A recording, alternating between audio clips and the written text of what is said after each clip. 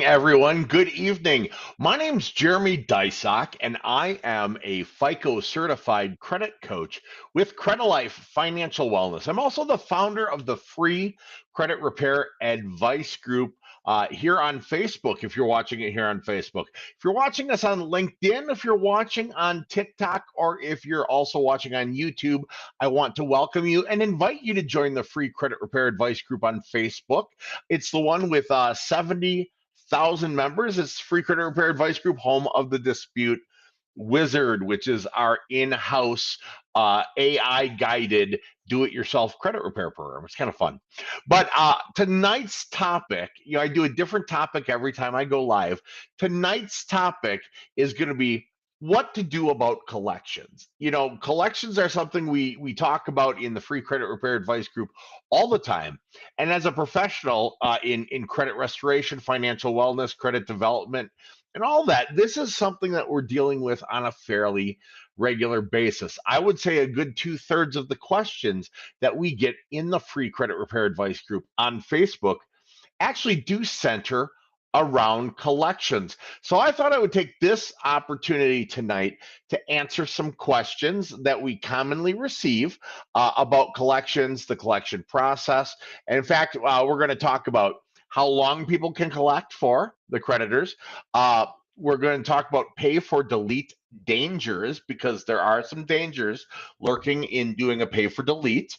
How to get collections off of your credit report, which is important, how to save to pay those collections off, and then how to settle them when you've got the money. So what I'm going to do is I'm going to encourage anyone who's watching to go ahead in the comments section, go ahead and type any questions that you've got in the comments section below. I'll try to address those here as we go through things today. All right, so the first topic, collections. How long can companies collect for? So there's a lot of misinformation out there when it comes to collections. And you're going to hear words like stats and statute of limitations. And then you're going to hear people talking about how long they can collect on a debt versus how long they can report that collection versus things like re-aging. There's a lot of misinformation out there about starting the clock over in re-aging debt. So when it comes to collection debt, there are a couple of sets of laws that directly apply.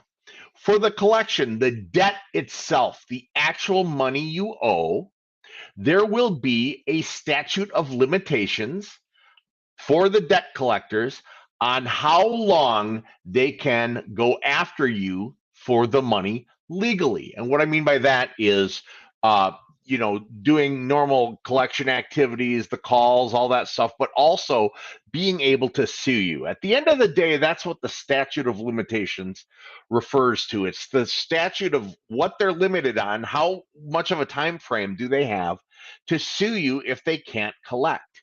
Now, that's determined on a state by state basis. For example, there are some states where it's 2 years. If a debt is 2 years or older, tough cookies. They can't do anything to sue you and force you to pay. Other states, like I'm in Minnesota, we have a 6-year statute of limitations. That means the collection company has up to 6 years to sue you for that past due debt, that collection debt, if it's charged off, if they've bought it, or if they're operating on behalf of the original creditor. They've got, in our case, 6 years. So the question becomes, when does that clock start? Jeremy, you said 6 years. They can collect for 6 years. From when? Okay. The clock for statute of limitations starts at the date of first delinquency. So this isn't when an account was charged off. This isn't when a collection company bought the account. This isn't any of that. This isn't when you were 180 days late. It's the first time into the sequence of the debt going bad that you missed a payment. Okay. So it's the date of first delinquency, the date you were first delinquent on your debt there. So the date of first delinquency is when the statute of limitations starts. Okay. So if I were delinquent on a debt and I didn't pay in June and now it's July, I went delinquent in June. In Minnesota, for example, because the statute of limitations to sue you is a state by state basis, you'll want to Google for your state. But in Minnesota, they would have 6 years from last month to pursue me for lawsuit. Okay. Now, what happens after the statute of limitations to sue you is up? Can they still try to collect? Oh, yes, they can. They can call you, they can bug you, they can mail you, they can do all that. But at that point in time, it's what we call zombie debt. It's outside, it's the walking dead. It's outside the statute of limitations to collect. Okay, that's the statute of limitations to collect. But I said there were two different statute of limitations in play here. The second statute of limitations, so the amount that they get to do a thing, is the statute of limitations to report to credit. Okay, so it's not the debt. It's not the, yes, exactly. When you were late and you never got current on the account again. Thank you, Chris. The statute of limitations for reporting to Equifax and Experian and TransUnion to holding your credit hostage, they get longer than most of the states allow. Okay, so the states allow you anywhere between 2 years and up to 6 years, depending on the state, to sue you. To report to the credit reports, the creditors only get 7 years and up to 180 days from the date of first delinquency, the date you were first late and you never got good again, you never got current again. Okay, so could we have a debt that they can't sue me for because I live in a state where statute of limitations to sue me is 2 years, but they can stay on my credit for another 5? That's correct. That's how that works. So we have two things at play: statute of limitation for reporting, statute of limitation for suing you. So how long can they collect on a debt? Well, technically forever. How long can they do something nasty like maybe sue you, get a judgment, and then garnish you? That varies on the statute of limitations for debt collection on a state by state basis. How long can they report and cause that bruise on your credit report? That would be 7 years and up to 180 days from the date of first delinquency, the date the account went bad, the date you never brought it current again. All right, so that was question number 1. How long can they collect? All right, so a number of you have collections out there, and I hear a lot of talk in the free credit repair advice group about pay for delete. Oh, you want to send them a letter saying you'll pay them if they delete, or send them a payment but say they can only cash it if they delete, or some places will do a pay for delete, or some of them you tell them you'll pay them after they delete. Okay, there's a lot of misinformation about pay for delete out there. What a pay for delete is where you're paying a collection company what you owe them, and in return, they are deleting that negative item from your credit report. Okay. Item number 1. We're just going to start out with this. The vast majority of collection companies cannot and will not do a pay for delete. Well, why, Jeremy? I heard in another credit group that I should do a pay for delete. But I'm a FICO certified 28-year veteran of the credit industry. Listen, most companies won't do a pay for delete because it violates their contract with the company that they've hired to report their information to the credit bureaus, okay? The middleman. It violates the contract with the bureaus. They contract with the bureaus and they essentially attest that I swear I will only report true and accurate historical information on this account. And then you pay them some money and what? They go back to the bureaus and go, just kidding, delete it. Just kidding. I was kidding. Wasn't true and accurate. Now so was it true and accurate then or now, or which was it, right? So for the vast majority of companies, they do not do pay for delete. Next, they will never delete before you pay. Next, don't call them, tell them you'll only pay if they'll delete, because if they don't do pay for delete, that's a refusal to pay, and most collection companies will promptly sue you because you've refused to pay. You basically told them, I've got the money, I'm only going to give it to you if you do what I want. They go, screw you, we'll sue you, right? Screw you, we'll sue you. So, but Jeremy, I've heard there are successful pay for deletes. There sure are. There are some companies that have been forced by the Consumer Financial Protection Bureau and by different attorney generals from different states. They've been forced to do pay for deletes because they had committed such horrible collection violations that this was their slap on the wrist. This was their punishment. Those companies are Midland. So if you have a collection with Midland, they'll do a pay for delete. LVNV will do a pay for delete. Portfolio Recovery Services will do a pay for delete. There are a few others.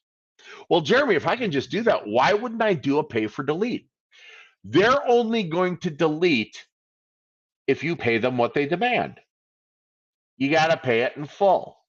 So they've still got all the power in the negotiation. You're calling them. They know that you want something, right? You're going, hey, I hear you do pay for delete. What do I owe you? The whole thing. You owe us the whole thing. Well, I can give you 500. Well, that's not paid in full to delete. You owe us the whole thing. So they're still holding the power. So a lot of people go, I'm just going to pay for delete, get rid of it. Now, I'll tell you this. While that's settling a debt, super. While settling on a debt's a step in the process, it isn't the first step. The first step is to investigate seeking deletion. So what's a pay for delete danger? Well, you could trigger them to sue you. What's a pay for delete danger? You're going to pay more than you would have to maybe otherwise. Those are all different dangers. So wait a minute, Jeremy, you just said get it off the credit report first and then settle. Yes, I did. Yes, indeedy do. I did. So the next question is, while we owe on these debts, can something be done to get them off of our credit report? The answer is yes. Yes, you can.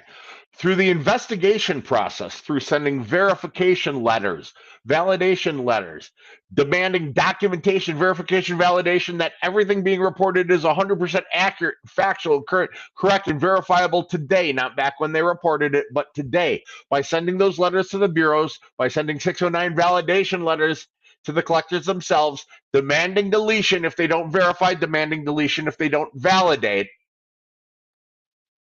you can have those things deleted prior to paying them.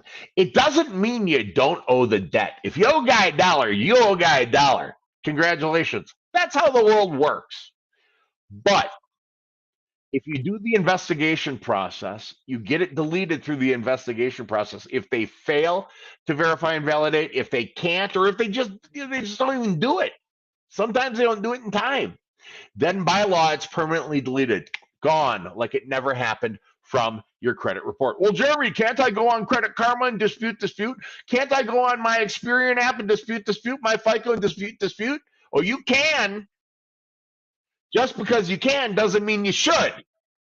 Again, just because you can doesn't mean you should. Just because you can dispute electronically, just because you can dispute online, it does not mean you should dispute online. If you dispute online, you give up a significant number of your consumer rights, your consumer protections. For example, you give up the right to written results. Without written results, it's really hard to sue the bureaus. They want you to give that right up for your convenience of doing it electronically. The other right you give up, though, is this. When something's removed electronically, when you dispute electronically, you do it online, it's not deleted, it's suppressed. There's a difference. Deleted means it's gone, it's never going to happen again. Suppressed means they take it off the report, and the very next month, the very next time that creditor reports, bam, it's back on your credit. By doing it in writing to get rid of these things, they're gone. They are permanently deleted from your credit report. That same creditor cannot legally put it back on. So how do I get them off my report? You send verification, validation, documentation letters to the credit bureaus, to the third party debt collectors. All right. So now we have realized how long these people can collect for. We have avoided the dangers that are inherent in pay for delete.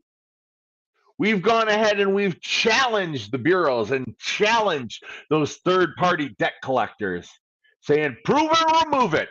Prove it or remove it. Prove it or remove it. Right? We've challenged them. We've gotten them deleted from the report. Now, these debts, we talked about statute of limitations, right? These debts might get deleted from your credit report, but your statute of limitations for repayment in the state that you live in might be longer. For example, I could have a collection that's 1 year old. I live in Minnesota. The statute to collect or to sue really is 6 years. So if I had something go to collections last year, it's 1 year old. They still got 5 years that they could sue me. But I send investigation letters and I get it deleted from the credit bureaus. Now they're not holding my credit hostage, but they could still sue me. It's in my best interest to settle that debt. Now, what am I going to settle for? The lowest possible amount I can to save as much money as possible. So when you start a credit repair process, when you start an investigative process, you're going to want to start saving to eventually settle collections, to eventually settle outstanding debts. I'm going to show you what I use. You can find it right here. I use something called Acorns. Okay. Acorns is an app that was meant to round up change to the nearest dollar and then it sweeps it from your debit card to your, that's neat. I don't use it for that. What I recommend is you set up an automatic sweep. You go to tinyurl.com/get acorns. tinyurl.com/get acorns. And what you're going to do is you're going to open up an account. And by the way, the reason you're doing that link versus just going to it straight by itself is you get $5 if you go to that link. I had the choice to keep it or give it to you. I set it up so you guys get it. So you get a free $5 when you open your Acorns account. Yeah, that's almost a Starbucks. All right, so go to tinyurl.com/get acorns. You're going to open up an Acorns account. You're going to hook it up to your checking account or your debit card, right? And don't do the roundup thing unless you want to. Read real carefully about the details on it. But here's what I want you to do with it. At bare minimum, set $5 up a week to get auto drafted from your checking into the Acorns account. You can do whatever amount you want. I personally, I do $100 a week. I'm a father of 7, 5 daughters. That's a lot of weddings and crap to pay for. Okay. I just had to pay for one a month and a half ago. Trust me, it's brutal. So I put $100 a week into the Acorns, but you can sweep whatever amount you want, whatever you can afford. But the idea is, I'm not going to tell you to save up to settle debt by going take $300 from every paycheck, because that's an ouch. That you're going to feel $300. You're going to feel $300 split up over 5 weeks. So if I say, hey, take $60 a week and put it in there, suddenly that doesn't feel so bad. It doesn't sound as much. I don't care if you start with $5 a week, $10 a week, whatever. If you've got outstanding collections that are going to need to be settled, set up an automatic sweep account. Now, why do I say Acorns? Why couldn't I just do this in a savings account? Because if you've got collections and they get a judgment against you, they're going to take all the money out of your checking account, all the money out of your savings account. It's called levy. They're going to take all your money. Acorns is technically an investment account.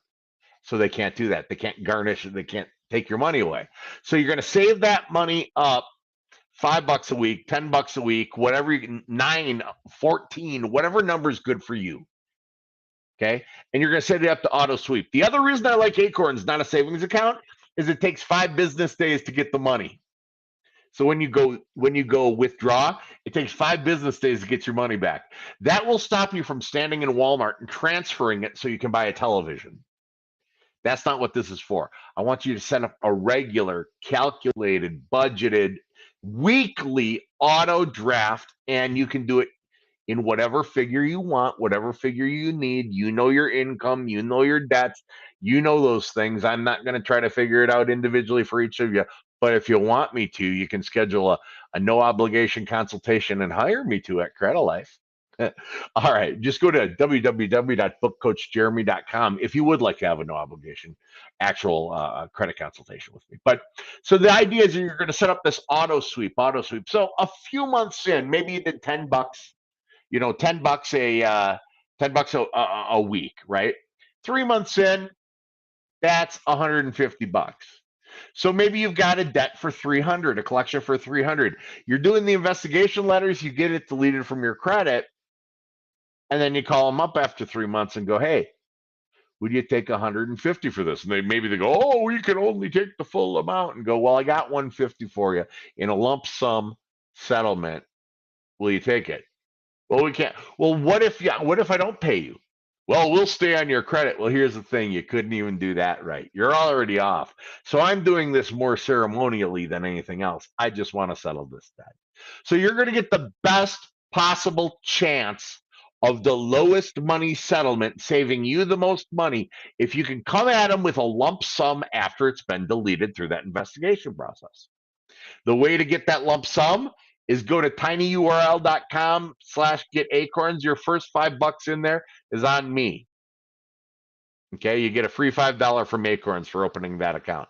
So set that thing up, set it to draft 5, 10, 15, 20 bucks a week, whatever you can afford, and use that to save in a place that's insulated. Okay, so we talked about how long can they collect. We talked about pay for delete dangers. We talked about how to get them off my credit report. We talked about how to save to settle the debt using that Acorns auto sweep. And then I'm gonna put my name back on here. There we go. There we are. Okay, so the last thing, how to settle the debt. Here's the perfect world. The perfect world is you've done your investigations and you've sought deletion and you've gotten it deleted. The perfect world is you've gone ahead and opened your Acorns at tinyurl.com/getacorns. You opened your Acorns account and put a tiny little whatever you can afford or a bigger or whatever, you're sweeping money into that. Now the debt's deleted, you've got a lump sum, you're prepared to settle the debt with. Let's say you've got 500 bucks, the debt's $1,000. They've been deleted from your credit. You call them up, boop, boop, boop, boop, boop. "Hey, collection company, my name's Jeremy. Apparently, you say I owe you some money. What's going on with something like that?" "Oh, well, here, let me get some info." Go ahead and give them the info. They're not going to be able to pull it up without that. "Yes, it says here you owe $1,000. How would you like to take care of that today?" Go, "Well, you know what? I would like to take care of this today, but I got to ask you something. Are you the person I talked to take care of this whole thing on one phone call?" This is, by the way, a trap question. "Hey, are you the collection? Are you the agent I talked to take care of this on one phone call?" 100% of the time, they're going to say yes because they're thinking I'm about to get a commission on this collection. Yes, I'm what you've just done there is you've set them up. You're going to use that against them for the rest of the phone call. If they say something like, "Well, we have to check with management," go, "Wait a minute, Bob, I thought you were the one to take care of on one phone call with this. Wait, am I talking to the wrong guy?" "No, no, no, I can." Or, "We have to check back with the creditor." "Well, Bob, you said you were the one who could take care of this on one phone call. Is there someone else I should be speaking to?" And Bob does not want you calling Susan and having Susan get the commission. So you're making that call. "Hey, my name's Jeremy, Deysach. I've got a collection with your company. Apparently, you say I owe you some money. Are you the person I talked to take care of this on this one phone call?" "Awesome, awesome. You said your name was Bob. Great. Bob, how much do you guys say I owe you?" "Well, sir, you owe us $1,000. All right, Bob. I can give you right now $500, one lump sum. We settle this on the phone. Basically, call it halvesies, and we all part ways as whatever, friends, enemies, whatever we are." If Bob goes, "Well, we can't go that low," say, "Well, what can you do on something like this then?" Make him throw out a number. "What can you do on something like this?" You say, "I owe you $1,000. Wait, don't even start saying 500. Go, "What can you do on something like this?" "Oh, we can go 900. Yeah, I can go 500, Bob." But make them talk first when you can, because sometimes if you go, "Oh, you say I owe $1,000. What would you take on this?" They might say $400, and that's lower than you were planning on giving them. So try to get them to talk first. Try to get them to tell you that they're the ones who can take care of this on one telephone call. And if they want some ludicrous thing, like they're like, "No, we need the whole 1,000. Go, "Hey, Bob, what happens if I don't pay the money?" "Well, we'll stay on your credit, and that'll inhibit your ability to obtain cars and finance." And you stop and go, "Bob, Bob, Bob, You already couldn't do that correctly. You've already been deleted from my credit report. I'm doing this as a courtesy. You're wearing the hat. You've got the power in this negotiation. Does this make sense? Let me know if this makes sense to you. Hey, Cheryl, it's good to see you. You guys give me some ones in chat or something like that. If this, some thumbs up, if this makes sense to you. So you're going to call them up. Hi, ABC Collection. Yeah, my name's Jeremy. Apparently, I got some kind of collection with you. Are you the one that I talked to take care of this in one phone call? I'll get this over with. Oh, yes. Can I get some info so I can pull up your account? Yeah, here's my info. Boom. All right. What do you say I owe you? Well, it shows here you owe $1,000. All right, Bob. What would you take on something like that? And a lot of times, what do you mean? What would you accept for something like that? Bob, are you the wrong person to talk to? You said you were the right person to talk to take care of this one phone call. You having trouble? No, no, no. We can. Well, we could do 700. Yet I offer you five, Bob. $500 right now, lump sum. We call it a day. Oh, I don't know. Maybe I have to. I have to talk to my manager. Wait, Bob, weren't you the one to talk to about this? I have to talk to the creditor. Oh, wait, weren't you the one to talk about this? Or nope, we can't do it. Go, well, Bob. What if I don't pay you anything? Well, we'll stay on your credit. Well, here's the thing, Bob. You couldn't even do that right. You're already off my credit. I'm doing this as a courtesy. Are you able to take $500 on this, or should I be talking to somebody else?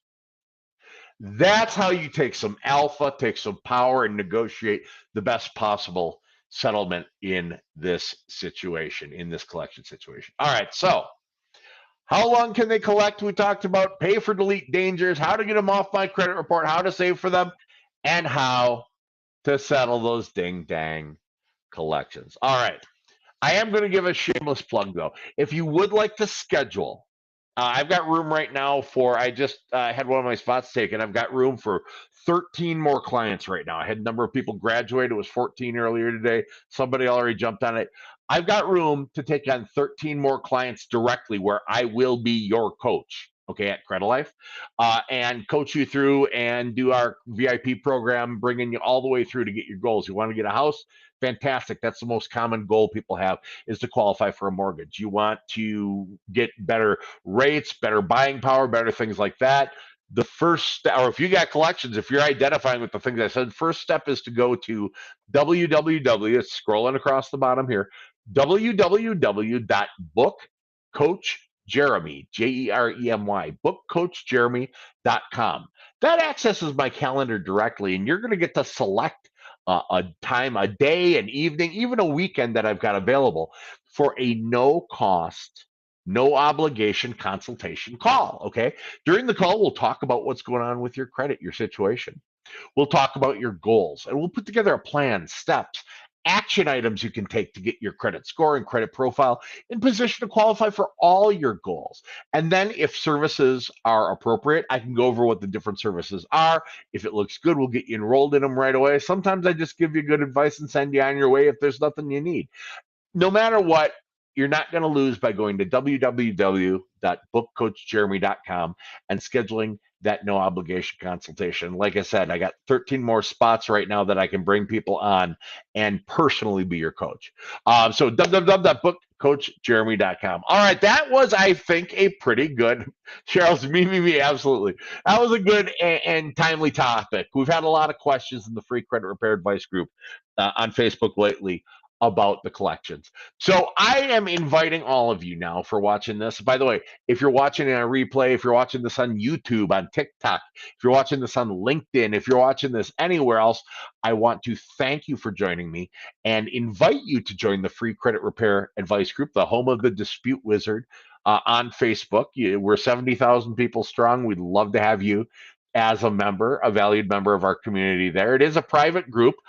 So if you type in there and stuff, no one will be able that's not in the group to see what's going on. So don't worry about friends and family. You're good. And if you're really worried, you can even post anonymously in there. It's an awesome group.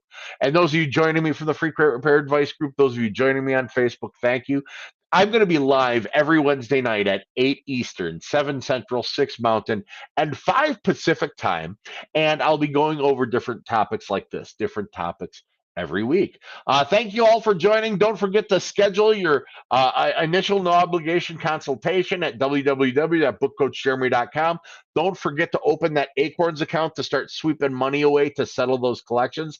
Go to get, or pardon me, it's tiny URL, TINY URL, tinyurl.com/get acorns. Because if you do it that way, you're going to get $5 free, which is sick. And we love that.